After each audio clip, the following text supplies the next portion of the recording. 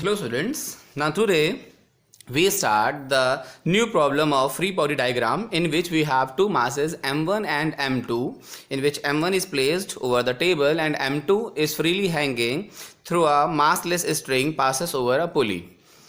The surface of m1 and the table is almost frictionless. Smooth consider क्या रखा है हम लोगों ने, यहाँ पे कोई फ्रिक्शनल फोर्स इंट्रोड्यूस नहीं करेंगे. देन अब अगर इस सिस्टम की हमें एनालिसिस करनी है, हमें पता करना है कि सिस्टम में एक्सेलरेशन कैसा हो रहा होगा, कौन सी बॉडी किधर जा रही होगी या जा सकती है, और इस स्ट्रिंग में कितना टेंशन लग रहा होगा, तो ये हम कैसे कैलकुलेट करेंगे. तो सबसे पहले हम फिर से वही बात करेंगे, हम बात करेंगे यहाँ पर FBD की. दैट मीन हम सिस्टम को क्या करेंगे, सिस्टम में मासेस को फ्री करेंगे.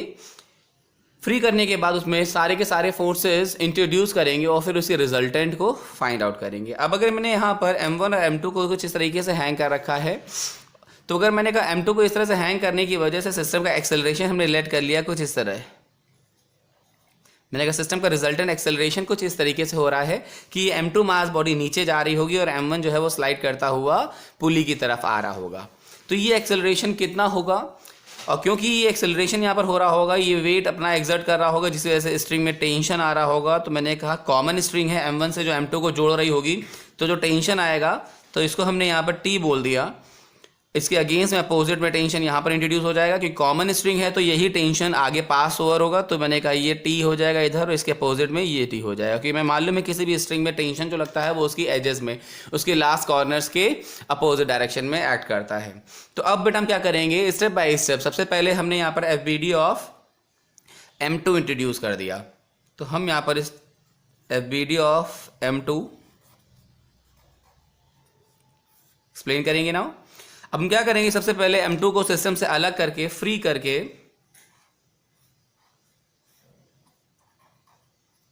उसके फोर्सेस इंट्रोड्यूस करेंगे. तो हमें मालूम है m2 is a mass body, mass body के पास वेट होगा always vertically downward, that is m2g.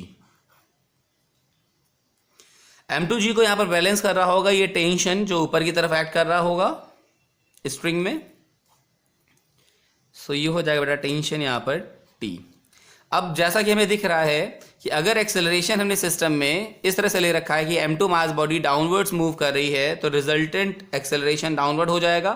तो अगर एक्सेलरेशन A हो जाएगा तो फोर्स हो जाएगा ma, तो यहाँ पर हो जाएगा m2 तो जैसा कि आप देख रहे हैं कि m2a जो इसमें लग रहा है वो वर्टिकली डाउनवर्ड्स लग रहा है m2g की डायरेक्शन में. So that means m2g as compare to tension T greater होगा. दैट इज वाई वो रिजल्टेंट m2a प्रोवाइड कर रहा है. तो यहाँ से जो इक्वेशन फॉर्म होगी बेटा वो कुछ इस तरीके से हो जाएगी कि हम m2g में T को सब्ट्रैक्ट करेंगे और m2a हमें रिजल्टेंट मिल जाएगा.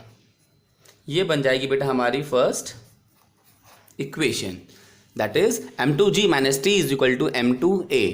अब इसके बाद बेटा हम लोग बात करेंगे FBD ऑफ m1.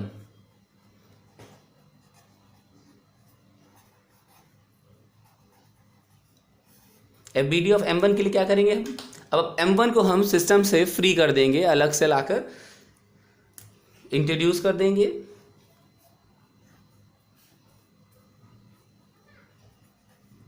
अब क्योंकि m1 भी मास बॉडी है तो वेट लगेगा डाउनवर्ड्स, जो हो जाएगा m1g. At the same time reactionary force मिल रहा होगा टेबल से वर्टिकली अपवर्ड जो उसके वेट को बैलेंस कर रहा होगा. तो ये हो जाएगा R बैलेंस कर रहा होगा m1g को, R m1g को बैलेंस कर देगा.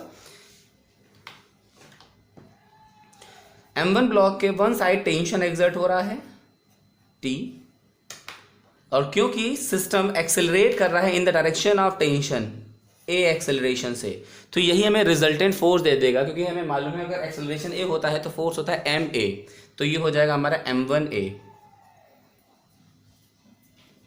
तो यहां से हमें रिजल्ट मिल जाएगा that T is equal to m1a.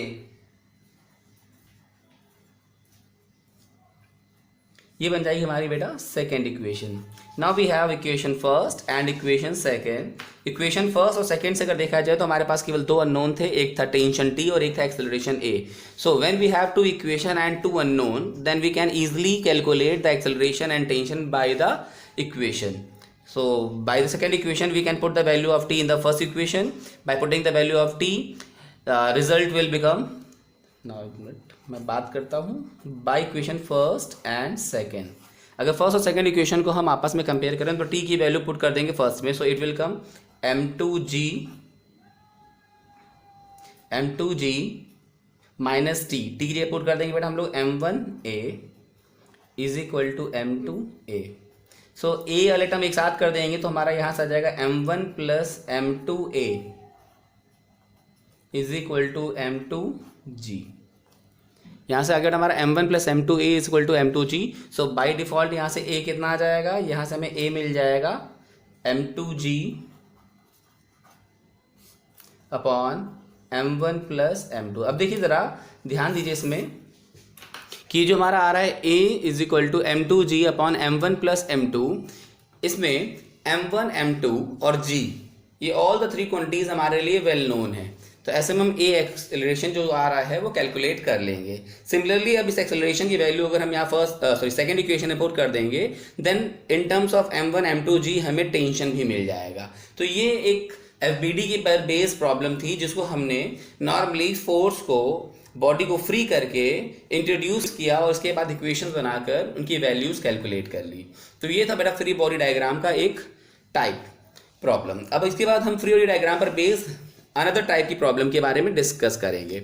Now so for another problem हमने यहाँ पे ले लिया है इंक्लाइंड सरफेस. अब अगर हमारे पास इंक्लाइंड सरफेस और इंक्लाइंड सरफेस में हमें फ्री बॉडी डायग्राम की एनालिसिस करनी है, दैट मीन सिस्टम में हमें एक्सेलरेशन और टेंशन डिफरेंट फोर्सेस के बारे में पता करना है, तो हम किस तरीके से पता करेंगे. तो जैसा कि आपको यहाँ पर दिख रहा है बेटा कि यहाँ पर हमारे पास दो इंक्लाइंड सरफेस ले रखी हैं. एक हॉरिजॉन्टल से 30 डिग्री पर इंक्लाइंड है और एक हॉरिजॉन्टल से 60 डिग्री पर इंक्लाइंड है. 60 डिग्री के इंक्लाइनेशन पर एक m2 मास रखा हुआ है और 30 डिग्री के इंक्लाइनेशन पर एक m1 मास रखा है, जो कि एक मासलेस स्ट्रिंग के साथ अटैच है. फ्रिक्शनलेस सरफेस से प्लेस किया गया है. यहाँ पर सरफेस बिल्कुल फ्रिक्शनलेस स्मूथ कंसीडर कर रखी है और एक पुली के थ्रू पास किया गया है स्ट्रिंग को. अब हमें बताना है कि सिस्टम में कैसा एक्सेलरेशन लग रहा होगा, कितना टेंशन एक्सर्ट हो रहा होगा. तो सबसे पहले हम यहाँ पे एक्सेलरेशन को लेट करेंगे. अगर हमने एक्सेलरेशन गलत लेट कर लिया तो जो रिजल्ट होगा वो हमारा नेगेटिव साइन के साथ आ जाएगा, जिसकी वजह से हम ये कह सकते हैं कि negative sign indicates that the acceleration or the system is just opposite to the direction we let. That means जो भी कैलकुलेशन आपने किया होगा वो बिल्कुल भी गलत नहीं होगा, बस जो डायरेक्शन आपने लेट करी है उसको आप वहाँ पर अपोजिट डायरेक्शन में इंट्रोड्यूस कर देंगे. तो अब बेटा सबसे पहले हम क्या करेंगे, सबसे पहले हम यहाँ पर एक एक्सेलरेशन इंट्रोड्यूस करेंगे, सिस्टम में एक एक्सेलरेशन लेट करेंगे. तो हमने बेटा यहाँ पर एक्सेलरेशन लेट कर लिया, हमने कहा m1 की डायरेक्शन में a एक्सेलरेशन. तो यहाँ पर जो हमने ले रखी है प्रॉब्लम उसमें हमने एक्सेलरेशन को m1 की डायरेक्शन में लेट कर लिया. अब ये m1 वाला मास क्या कर रहा होगा, नीचे जा रहा होगा और सेम टाइम पे m2 वाला मास ऊपर आ रहा होगा. तो अब FBD में हम क्या करेंगे, यहाँ पर m1 और m2 पर लगने वाले सभी फोर्सेस को इंट्रोड्यूस करेंगे. तो सबसे पहला काम FBD ऑफ m1 बनाते हैं हम लोग. तो FBD ऑफ m1 कैसी नज़र आएगी ज़रा देखिएगा. यहाँ पर हमें कुछ कंपोनेंट्स लेने पड़ेंगे, इसलिए थोड़ा ध्यान देने की बात है. m1 ब्लॉक को हमने उठाया, सिस्टम से फ्री कर दिया.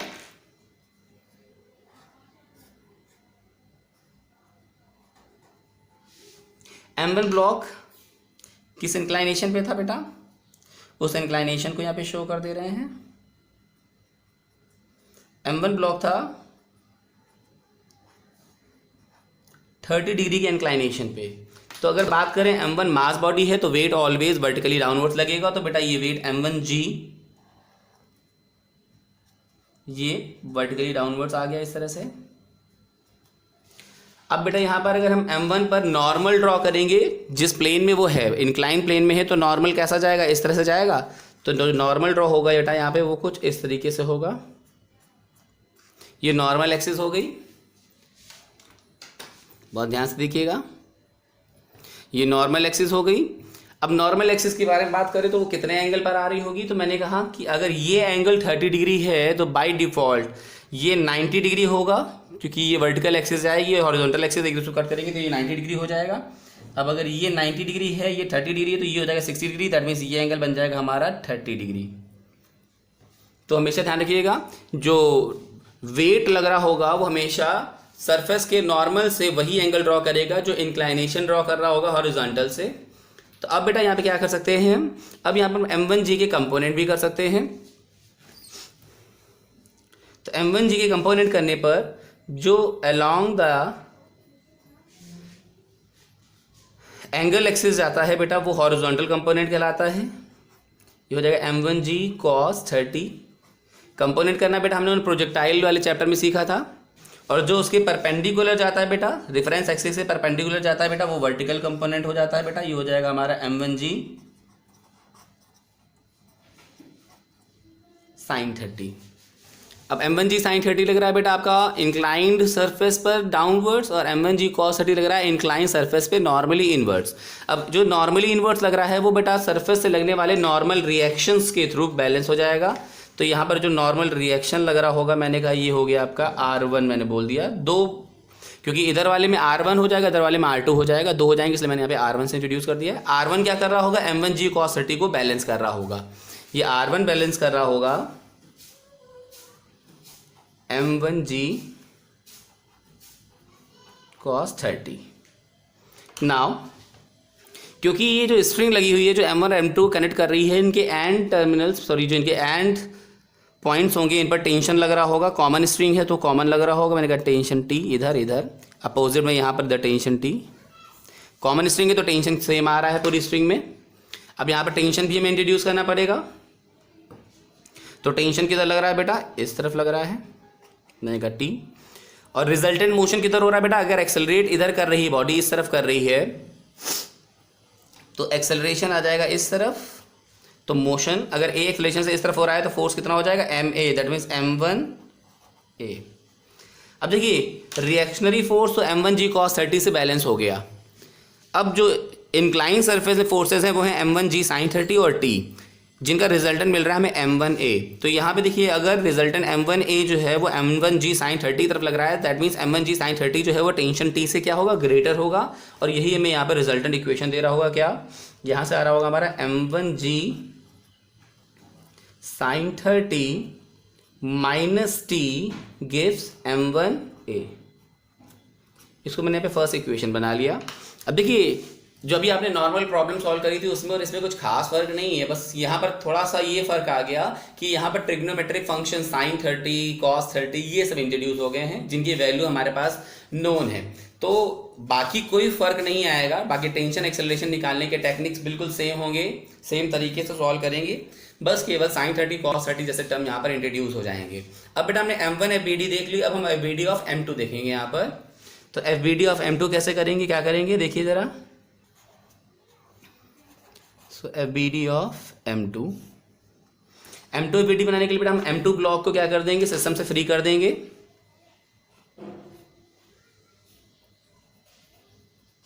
और m2 को भी उतनी ही इंक्लाइनेशन के साथ रिप्रेजेंट करेंगे जितने इंक्लाइनेशन पे m2 था।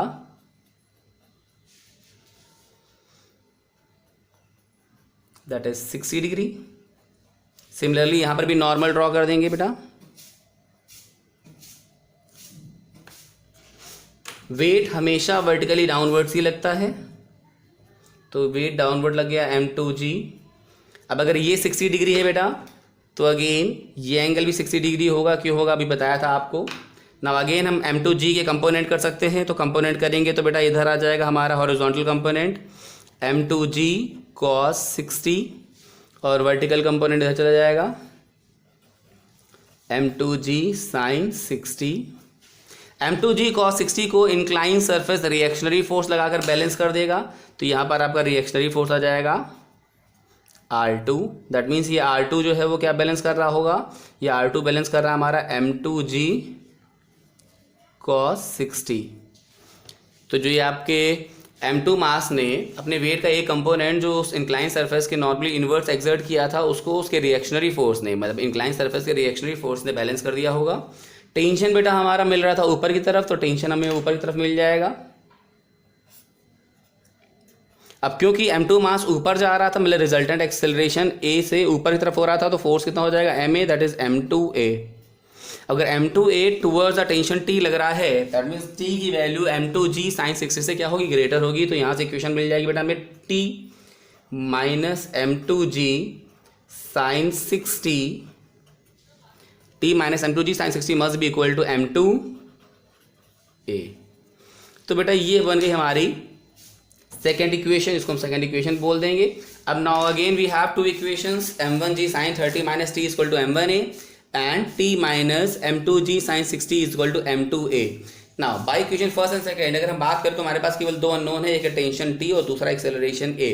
तो अगर हमारे पास दो इक्वेशन और दो अननोन है तो हम इजिली इनको सॉल्व करके टेंशन और एक्सेलरेशन की वैल्यू यहाँ से फाइंड आउट कर सकते हैं। तो ये थी बेटा फ्री बॉडी डायग्राम की कोई इंक्लाइन सरफेस में रखे हुए दो बॉडी से बेस्ड प्रॉब्लम। अब बेटा इसमें हम कुछ और भी प्रॉब्लम्स के बारे में बात कर सकते हैं और इस पर बेस्ड एक टॉपिक जिसको हम लोग बोलते हैं apparent weight of a body inside a lift भी हम लोग सॉल्व करेंगे, जिसको हम लोग नेक्स्ट लेक्चर में करेंगे। तो आज के लिए इतना ही करेंगे। आप क्या करेंगे, इस पर बेस्ड कुछ न्यूमेरिकल्स ट्राई करिएगा, कुछ न्यूमेरिकल्स मैं आपको प्रोवाइड करूंगा जिस पर आप थोड़ा सा प्रैक्टिस करेंगे, जिससे आपको एफबीडी की प्रॉब्लम सॉल्व करना ईजी हो जाए। आज के लिए इतना ही बेटा, थैंक यू क्लास।